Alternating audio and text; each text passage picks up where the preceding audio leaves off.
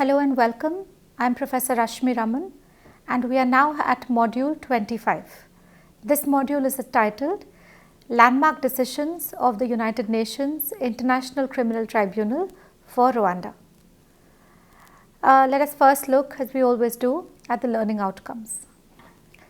Through the present module, you shall be acquainted with the various landmark decisions of the United Nations International Criminal Tribunal for Rwanda, a court whose establishment and functioning you have already studied in foregoing modules. In this module, we will also give you an insight into the functioning of the tribunal and its efforts in the larger context of justice to achieve its purpose of ending impunity for the genocide committed in Rwanda in 1995. This module, like all other modules, contains a self-assessment section that tests your understanding regarding topics under the ICTR's jurisdiction. Let us begin with looking at the prime purpose for the tribunal. As you know from foregoing discussions, the prime purpose for the ICTR is to prosecute those most responsible for genocide and other serious violations in terms of international humanitarian law and customary international law that took place in the territory of Rwanda and neighboring states in the genocide of 1995. This tribunal is an attempt to fulfill the purpose and consequently curtail the above activities of the tribunal. The tribunal has prosecuted 93 individuals in the last 20 years of its decision. It has also delivered over 120 landmark decisions in furtherance of its purpose. We will discuss some of these in the course of this module. The first case that I would like to discuss with you is a case that we have encountered before when we studied rape as a war crime and also when we looked at genocide. This is the case of prosecutor versus Jean-Paul Akayesu. The defendant, Jean-Paul Akayesu, served as a mayor of the Taba commune. As a mayor, he was a powerful individual who had the responsibility and the primary responsibility for maintaining peace and security and order in the Taba commune. He exercised exclusive control over the police force. Under his watch, over 2,000 Tutsi people were killed between 7th April and the end of June 1994. On 13th February 1996, Jean-Paul Akayesu was charged with genocide, complicity in genocide, direct and public incitement to commit genocide, and extermination, murder, torture, rape, inhumane acts as crimes against humanity, and murder, cruel treatment, and outrages upon personal dignity, including rape, violations of the laws and customs of war. The trial chamber of the International Criminal Tribunal for Rwanda found him guilty and on the counts of genocide, direct and indirect, as well as the multiple crimes against humanity that he was indicted for. Akayesu subsequently appealed. The defense taken by Akayesu was that he had no part to play in the accusation because he wasn't able to exercise any control over the situation. He also objected to the fact that he wasn't being represented in the court of law in the best possible manner and that his defense counsel were inadequate. All the explanations and defenses given by Akayesu were found redundant in front of the court, and on October 2nd, 1998, Jean-Paul Akayesu was given the life imprisonment by the appeals chamber. The second case is the case of Edward Karemera and Matthew Nigurumpatse versus the prosecutor. Edward Karemera was a former Rwandan politician, primarily known before the ICTR for his role in the Rwandan genocide. When the civil war began in Rwanda, he had opposed the government to the Tutsi-dominated Rwandan Patriotic Front. Of course, the civil war was brought to an end by the Arusha Accords. The Rwandan Patriotic Front, the so-called RPF, under the leadership of Paul Kagame, implemented a transitional multi-party government, making Juvenal Habyarimana of the Mouvement Républicain National pour la Démocratie et le Développement, the French name hereinafter MRND, its president. Following the death of Juvenal Habyarimana on April 6, 1994, aggression broke out once again. The MRND, in collaboration with the accused Matthew Ngurumpatse as the president of the MRND and his co-accused Edward Karemera as the vice president, introduced and implemented various actions designed to specifically target the Tutsi population. Ngurumpatse and Karemera effectively supported the Interahamwe. The Interahamwe were a Hutu paramilitary organization that acted as the youth wing of the MRND, and the Interahamwe was largely responsible for the mass killing, rape and sexual assault against innumerable Tutsi women, estimated to be about 800,000. The accused interfered with the territorial administration in Rwanda, warning local officials to support the Hutu policy and replacing anyone who opposed the killing of Tutsi, including of course the minority Hutu who were against it. The accused, that is Matthew Ngurumpatse and Edward Karemera, travelled across the distance of government controlled parts of Rwanda and publicly espoused their anti-Tutsi policy with a view to inciting more killings.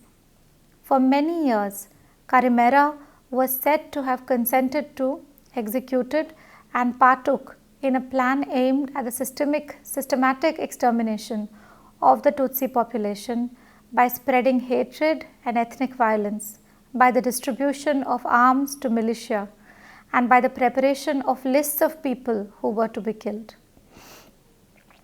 Karemera fled Rwanda after the genocide.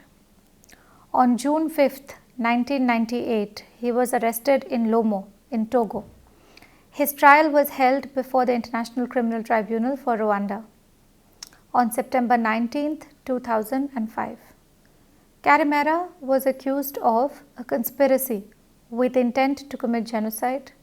His indictment also includes the following charges: that of direct and public incitement to commit genocide, as well as genocide itself, or alternatively complicity in the commission of the crime of genocide.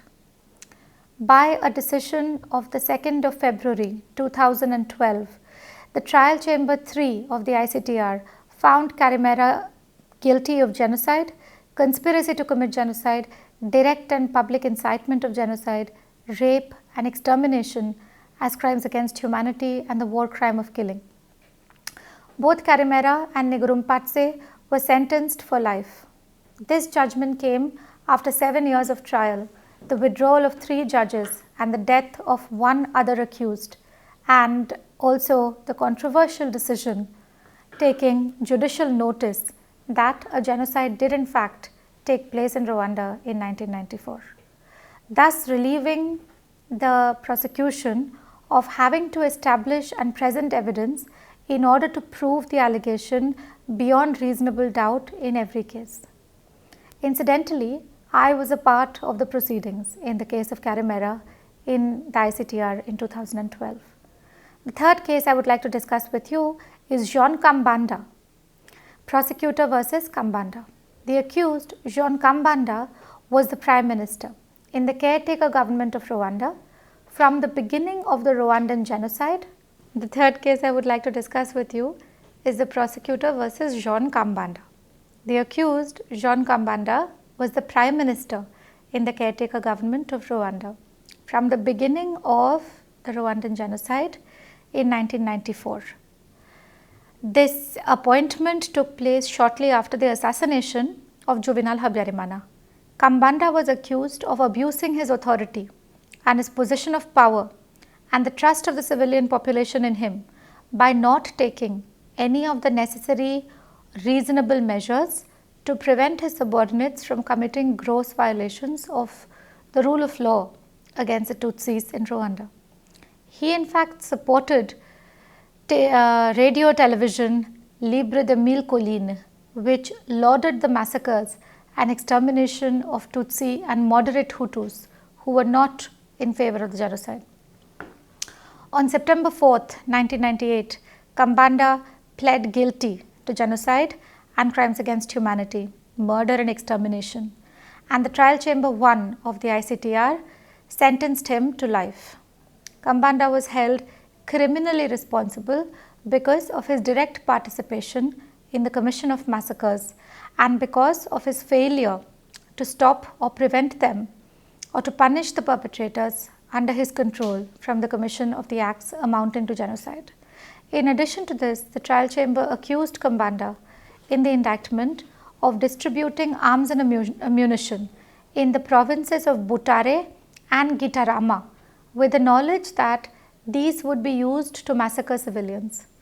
Kambanda appealed against his sentence and subsequently requested that his guilty plea be quashed and that he stand for trial.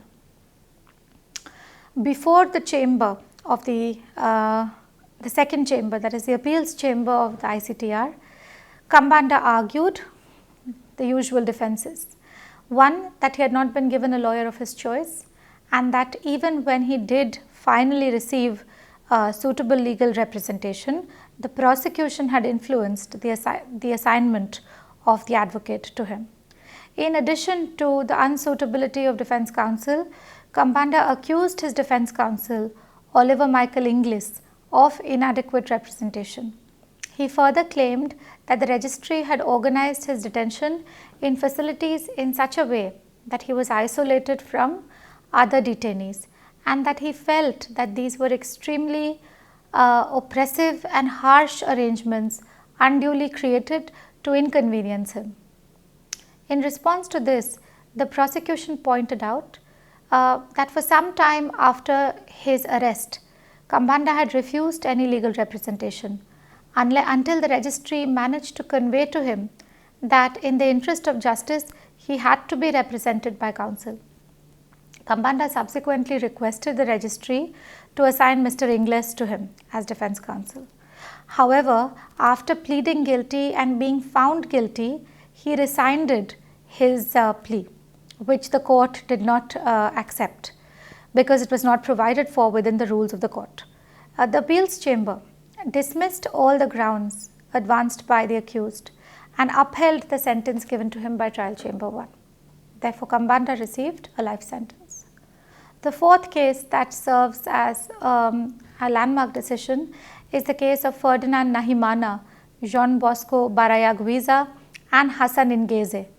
These three cases concerned the roles of Ferdinand Nahimana and Jean Bosco Barayagwiza in the radio station known as Radio Télévision Libre de Mille Collines, RTLM, that of Hassan Ingeze in the publication of the newspaper, the Kangura newspaper, as well as Jean Bosco Barayagwiza's involvement in the coalition pour la défense de la République, CDR, and the role of Hassan Ingeze in the killing of Tutsis in the Gisenyi prefecture on April 7, 1994.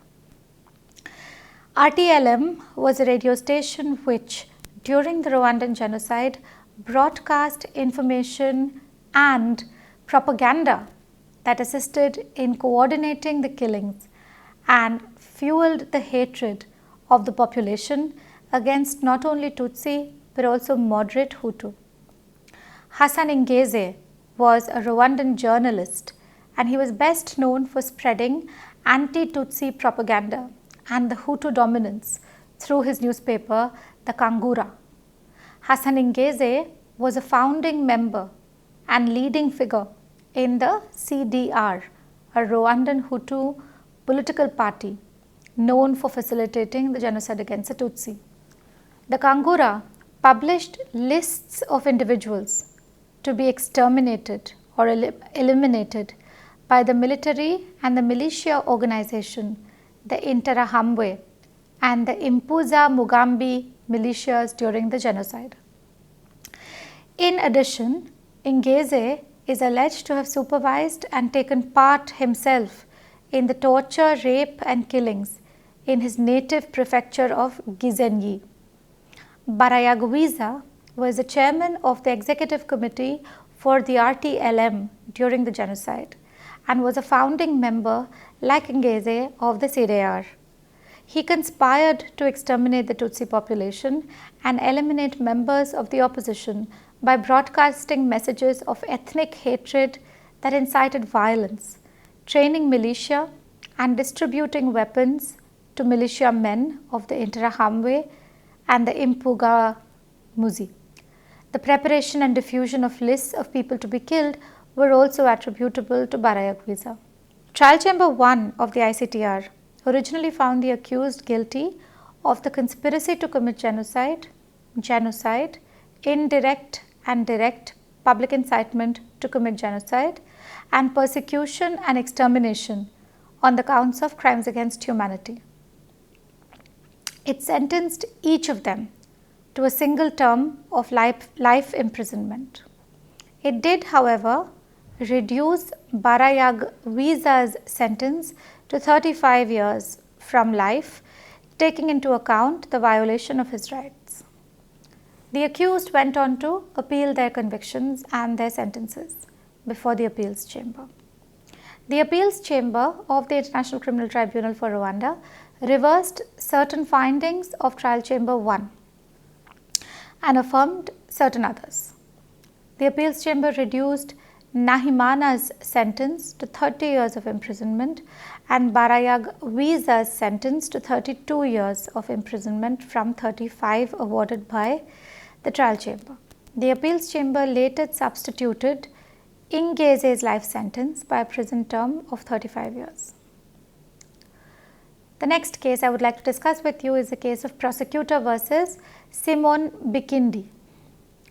Simon Bikindi was a singer-songwriter, composer and leader of a ballet troupe known as the Irindiro during the Rwandan genocide of 1994. Bikindi was an ethnic Hutu whose songs, which were played all the time on radio, television, libre de mille collines to incite killings, were directed against the Tutsi population and allegedly incited hatred and violence against them among the Hutu as well as the moderate Hutu. It was said that Bikindi composed, sang, recorded and distributed musical works extolling Hutu solidarity and accusing the Tutsi of having historically enslaved the Hutu. Bikindi was also accused of having personally participated in killings during the Rwandan genocide, both in Kigali and in the Gisenyi prefecture, and in having helped to recruit, organize and train the youth which comprised the Interahamwe militia. The indictment against Bikindi was issued by the ICTR, in which Bikindi was charged on multiple counts. The charge sheet against Bikindi included the conspiracy to commit genocide or alternatively complicity in genocide, direct and public incitement to commit genocide, and murder and persecution as crimes against humanity. On the 2nd of December 2008, Trial Chamber 3 of the ICTR found Simon Bikindi guilty of direct and public incitement to commit genocide based on public exhortations to kill the Tutsi, which he made on the Kivumu Kayove Road in the Gisenyi prefecture in June 1994. The ICTR ruled beyond reasonable doubt that Bikindi was associated with the extremist Interahamwe paramilitary organization and publicly urged Hutu to exterminate the Tutsi, known in his songs and in popular fiction as cockroaches or in Inyenzi, to use the Kenya-Rwandan word. Subsequently, the trial chamber sentenced him to 15 years of imprisonment. Bikindi appealed his convictions and both the accused as well as the prosecution challenged the sentence, the prosecution asking for life imprisonment for Bikindi. The appeals chamber dismissed the appeals from both the parties in their entirety and affirmed the sentence delivered by the trial chamber. The next decision I would like to discuss with you is the case of Gakumbitsi, prosecutor versus Sylvester Gakumbitsi. Sylvester Gakumbitsi was the mayor of the commune of Rusumo in Rwanda. In April 1994, a time of extreme tension between the Hutu and the Tutsi. Gakumbitsi led an attack on the Nyarubuye parish, during which numerous Tutsi taking refuge in the parish were brutally killed. Gakumbitsi personally distributed arms and organized meetings where he assisted in the killing of the Tutsi population. By exercising authority over his subordinates and instigating and allowing numerous rapes and sexual assaults on Tutsi women to take place under his watch in the province that he was responsible for. Further, Gakumbitsi used his position of leadership in order to meet up with high-ranking members within the commune and proliferate and promote the propaganda to exterminate the Tutsi. On June 17, 2004, Trial Chamber of the International Criminal Tribunal for Rwanda found Gakumbitsi guilty of genocide and of crimes against humanity for rape and extermination. The court did, however, acquit him of the charges that he was originally indicted with for crimes against humanity of murder and complicity in genocide. He was then sentenced to 30 years in prison. This was of course appealed against, and on 7th July 2006, the appeals chamber confirmed the decision of the trial chamber, but also found Gakumbitsi guilty for murder as a crime against humanity. His sentence subsequently increased to life imprisonment from the 30 years that he was initially awarded by the trial chamber. The next important case that we should look at is the case of Kayishema and Ruzindana, prosecutor versus Claymore Kayishema and Obed Ruzindana. Two accused, of course, in this case, Claymore Kayishema and Obed Ruzindana. Kayishema was the prefect of the Kibuye province from July 1992 until he left for the Zaire in July 1994. He was indicted on April 24, 1996 for having had a part to play in 4 massacres at the Catholic Church and at the Home St. John complex in Kibuye, at the stadium in Kibuye town, and at the church in Mubuga and in the area of Bisesero, all of which resulted in the deaths of thousands of men, women and children, including Tutsi and moderate Hutu. Kayishema was charged with 24 counts as the prefect of Kibuye, with involvement as the superior in the massacres that took place in that area from April to June 1994.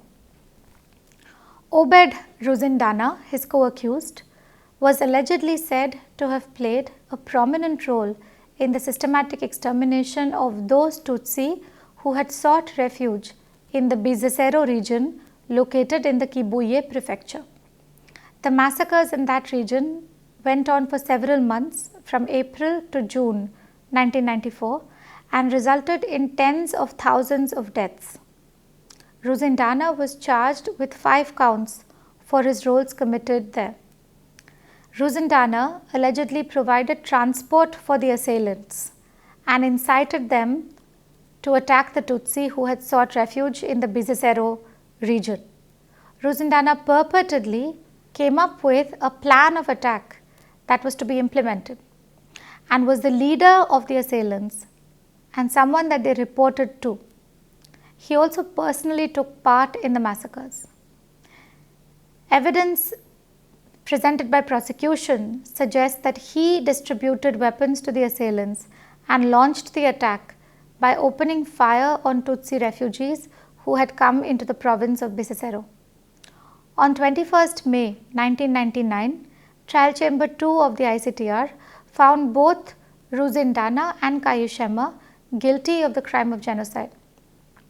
Kayishema was found guilty on 4 counts and was sentenced to life imprisonment, and Ruzindana was found guilty of 1 count of genocide and was sentenced to 25 years of imprisonment.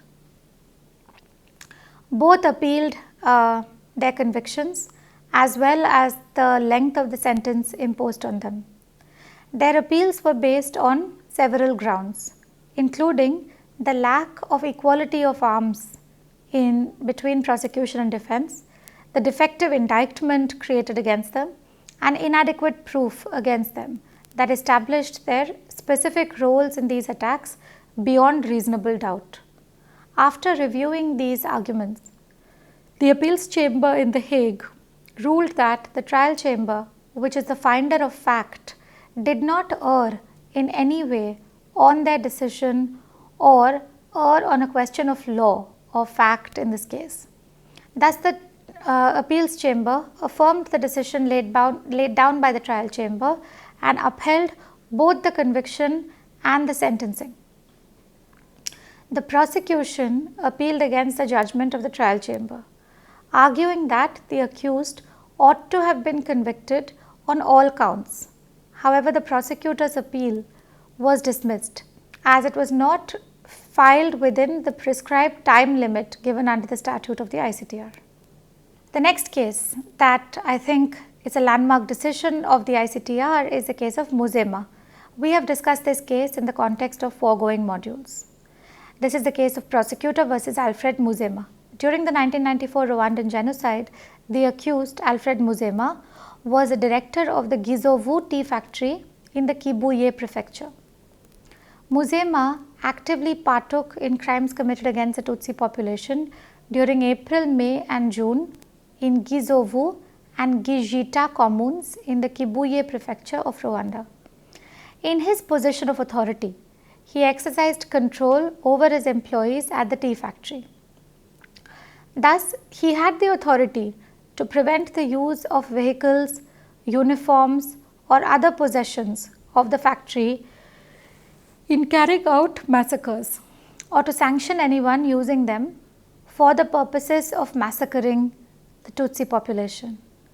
Muzema was said to have played a decisive role in the extermination of the Tutsi who sought refuge in the commune of 1994 after they fled to the hilly region of Bizerero in the district of Kibuye.